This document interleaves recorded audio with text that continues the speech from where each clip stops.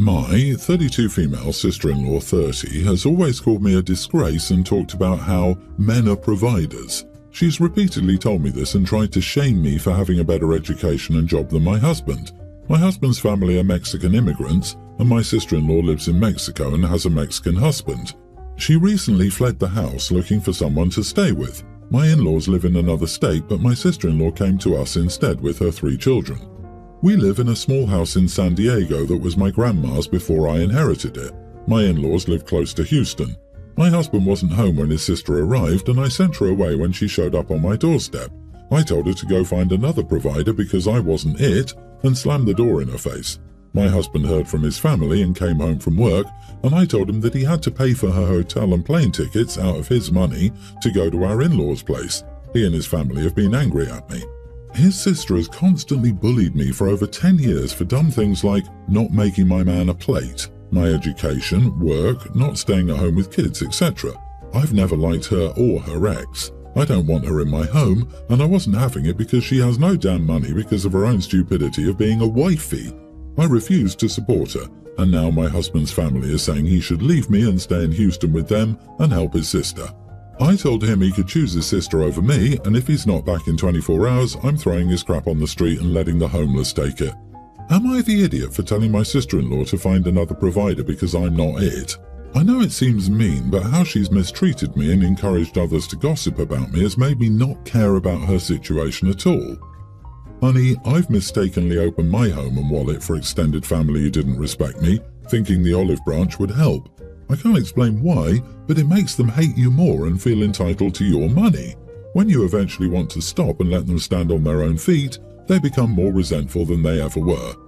Hard not the idiot from me. Letting people who don't respect you as a person in your home is a mistake 100% of the times I've seen it done. If the other option was homelessness for the kids, that's different, but they have a family in Houston and are probably better off there. This is spot on. My sister-in-law lives with her mother rent-free but never passes up the opportunity to crap-talk her, be rude to her, or call her a narcissist.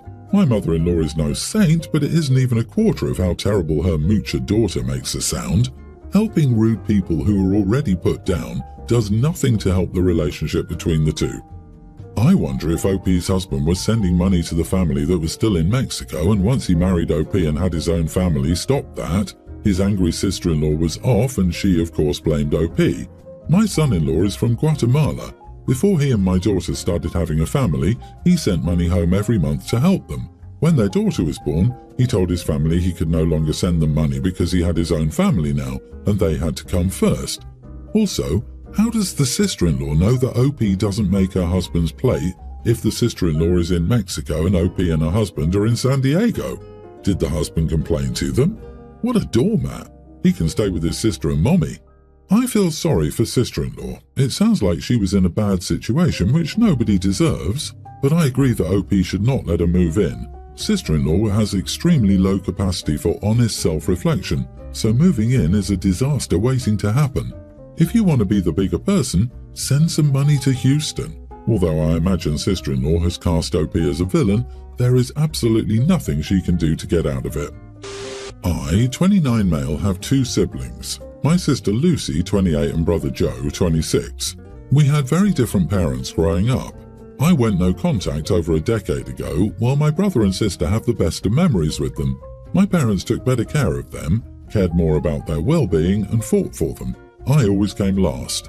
I was the first to need glasses as a kid, but the last to get them because they delayed it and prioritized my siblings getting them.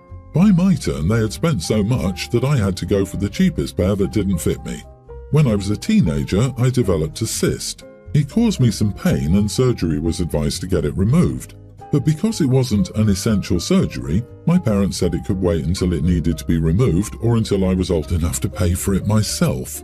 They left me dealing with daily pain because they didn't consider it worth the money. I tried begging my parents, but they told me they didn't want to pay for unnecessary surgery. I told them it would improve my life by being pain-free, and they said I was living just fine. They sat my siblings down for college talks before they entered high school. They never had those talks with me. They didn't even mention it when I would come home with stuff from school about college options. My parents never tried to contact me when I went no contact. I did lose touch with my siblings for a couple of years. We had a very strained relationship for about 2 years after contact was made when Joe moved out at 19, and we went from very strained to regular strained. They don't understand my experience with our parents, and they disliked that I told them we had different parents, even with the same people as parents. Both parents are now sick and require care. Mom is a little worse than Dad at the moment, but per Lucy that changes depending on how they're doing. They're looking at nursing facilities where they'll get the best care, and they are expensive, so my siblings want to split the cost 3 ways. I told them I wouldn't pay for our parents' care.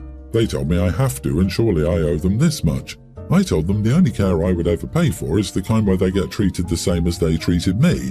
They told me not to be spiteful, and as the oldest I should think of it as helping them as well. Am I the idiot? Surely I owe them this much. Nah, you don't owe this to your siblings or your parents. Not the idiot. You're not required to pay for the care of your aging parents even if you had a great relationship with them, let alone paying for the care of parents that you consciously chose to distance yourself from over a decade ago. If your siblings decide to foot that cost, good on them, but don't let them make you feel bad for having a valid boundary. As the oldest, you should teach your younger siblings the old saying, you reap what you sow. They should wait for care until it's really needed or they can pay for it themselves. You went no contact and are simply continuing with the no contact. Why would they expect you to want to contribute financially to parents with whom you have no relationship? Something people forget is that we do not owe our parents anything just because they brought us into the world. OP should get a paternity test to even see if it's his real dad or if his mom cheated and that's why they mistreat him. Please, see an attorney and see if filial responsibility applies to your jurisdiction. You might be legally required to contribute. My boyfriend 30 and I, 25 female, have been dating for a year and a half. Something has come up in our relationship recently that I'm not sure about. I've made many trips to see my boyfriend and his family and his friends whenever he invites me, and I can move around my schedule. He says meeting his family is really important, so I try very hard, even rearranging pretty tricky work, but it's always been okay. We work at the same place but in different sections, so our schedules can be kinda crazy. I like meeting his family and friends, but I also talk to him about how important it is for him to meet mine. He always says he's down for it. I've asked countless times whenever a friend invites me or a family member is around in the area to come and meet them, but he always makes up an excuse. His go-to is just that work is crazy, and I don't doubt that, but sometimes I know it's a company off day and the slow season, and he still says he's got a lot to catch up on. I tell him it's okay if he doesn't want to meet any of them, just say so. He gets defensive and says he does, but he hasn't met anyone in the year and a half. Now, one of my close friends is getting married and it's an intimate wedding. I can bring a +1, but I know that the wedding is super small. I asked my boyfriend about the wedding and if he was interested in attending weeks ahead. He just kind of said, yes, but I'm going to be working those days, it'll be busy for me, etc. At this point, that's a hard no. I invite one of my other friends. He's a really nice guy and has been one of my closest friends since we were kids. He happily says yes, and when the wedding day comes around and my boyfriend finds out I will have my +1 as a man, he's furious. I try to explain that my friend and I have been friends forever, and that he's gay and in a very long partnership and will not be making any moves on me, my boyfriend's concern. My boyfriend got angry and said that he didn't believe me and how come he was just finding out about this friend, it's all so sus, etc. I told him that if he bothered to meet any of my friends any of the times I invited him, he would have met my friend and realized there was nothing between us besides friendship. He stormed out and hasn't been very talkative to me. I feel like an idiot, but I also feel like I didn't do anything wrong. Not the idiot, but why are you with him? He doesn't respect you or your time. A year and a half in, he still hasn't met any of your friends. That's concerning. I'm not saying he has to be buddy-buddy with them, but it's rather hypocritical of him to push you to meet his friends and family but not bother to do the same for you. This wedding isn't the most pressing problem in your relationship. You're right. If he'd bothered to meet your family and friends, he would know about this friend of yours. He would have waited till the last minute and then flaked on the wedding, leaving you with no one to go with since it might be too late to ask your friend. This way, you have someone you can actually count on. In my opinion, till he gets off his butt and makes an effort, he doesn't get an opinion, and I would have visited his family for the last time till he does. It sounds like you do all the compromising, which is not a compromise at all, and I'm just wondering what you actually get out of this relationship. Everyone's the idiot here. Thanks for his attitude and reaction in general, but it does sort of feel like you just dropped this bomb and are taking someone else without warning. I imagine he is suspicious of this sudden friend popping up suddenly when you've been friends forever. If you've dated for 1.5 years, how has this friend never come up if he's such a good friend? You have the right to bring someone else, of course, especially a friend. But I understand his being uncomfortable and suspicious with you dropping all this information so fast about someone who came out of nowhere. I, a 30-year-old female, live in Los Angeles where rent is really high. I live in a house with 2 roommates, 30 and 50 females. My 30-year-old roommate Kay has been battling an autoimmune chronic illness for a couple of years. She's not able to eat many foods and has spells where her energy is drained. My 50-year-old roommate Tammy is emotionally immature, doesn't help with chores, and tends to be really forgetful. For example, she once broke a toilet seat and didn't bother to replace it before going on a last-minute trip out of town. After I got the delayed utility payment for her, it came with a poop emoji attached to it. I'm responsible for the major utility bills, water, power and internet. It's hard getting payments from Kay and Tammy because of Kay's health issues and Tammy's irresponsibility.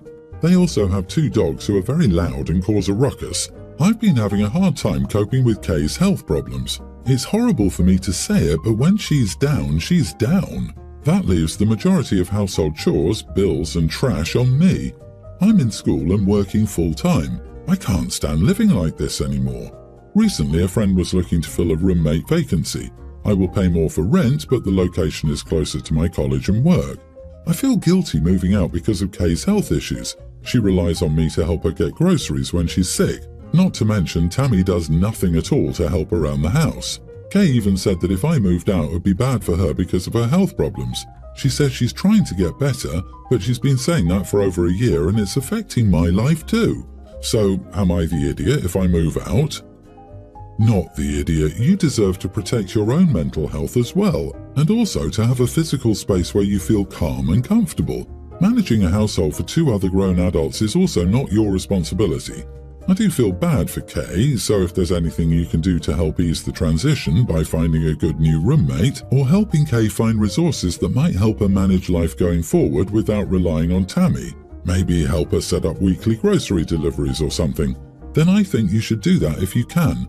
But beyond that, ultimately you should do what is best for you. She needs home health care, not another roommate. Kay needs to take action to get her medical team on board and get her the help she needs. Kay and Tammy are the ultimate users. Roommates have no responsibility for the health of roommates unless something they specifically are doing is causing their health to decline. Exactly. My previous flatmate was chronically ill and refused to do anything about it but lumped it all on me. Found out later he'd been offered all the assistance in the world but refused and nominated me without telling me or anyone else. The idiot thought there was no problem doing that, and I would have refused from the outset as I've been a carer before and he knew that. He constantly lies about his abilities so much he believes it in a blind effort to appear normal. Took years to get out of there as housing here is ridiculous. When I stopped doing anything and everything, he became violent, and legally I couldn't do anything because it wasn't considered family violence. Nobody has the right to volunteer your time and energy without your permission or without you knowing the full scope of the issue. I don't care if it's in a relationship or not. Get out, OP. Your flatmates are deliberately using you to prop up and make their lives easier. So, I'm a 28-year-old female and my fiancé is a 32-year-old male. We've been together for 4 years. So, for some context, he has one child who he had at 16. She lives with my fiancé. After he had her at 20, he got a vasectomy as he didn't want any more kids. I never really wanted kids. My mindset was if I have one, I have one. If I don't, I don't. So I got pregnant. I told him and he was angry as he said I cheated on him. He threw me out that same day. I was so sad and lonely. I could stay with my mother as she believed me. I lost many of my friends and got a bad reputation at work, so now I work from home. My mom talked him into doing a DNA test at 18 weeks. He was the father. He was begging me to take him back, go live with him again and let him make it up to me. He's been doing very well doing that. He set up a whole nursery and goes to every doctor's appointment. I really want to forgive him. I really do, as he seems like he'll make a good father. And his daughter is so excited for her little sister and she wants to plan. All I do is just remember how when I had my morning sickness, my mother took care of me, not him. How when I needed to go to the hospital, my mother took me, not him, and he didn't even come to see me. I don't know, I've been breaking down so much because of this. I don't know if I should forgive him and try to put it past us. My best friend said I should just let the past be the past and focus on the baby. My mother thinks we should just break up if I can't forgive him. So, am I the idiot for not forgiving him? Not the idiot. You don't just accuse someone of cheating. That's a huge breach of trust. And he was obviously not smart enough to realize that vasectomies aren't 100%. And of course, now he regrets his actions. Also, there is a test. You have to go back and ensure it is okay. He's at fault twice. He failed to make sure it was successful, and then he just blamed you when he was at fault. I'm not justifying his words or actions, but a lot of guys think that a vasectomy is 100% stop to having children, when that's just not the case. While he shouldn't have accused you of cheating, he should have asked for a DNA test just for his own mind's well-being. People make mistakes. I hope that you two can work out your issues in counseling. Hope you have a healthy baby and a fantastic future, no matter how this turns out for you. I agree with you, but even asking for a DNA test from your fiancé comes across as you accusing her of cheating. OP, he showed you his worst. How he reacts under challenging situations. Is that how you want to spend your life? Wondering if the slightest thing you do would result in you out on the street? He wouldn't even listen to you. How would someone with that temperament make a good father? Can you imagine walking around on eggshells for the rest of your life, afraid you might be tossed out a game without a chance to defend yourself or your child? Trust has been completely broken. You're entitled to everything you're feeling.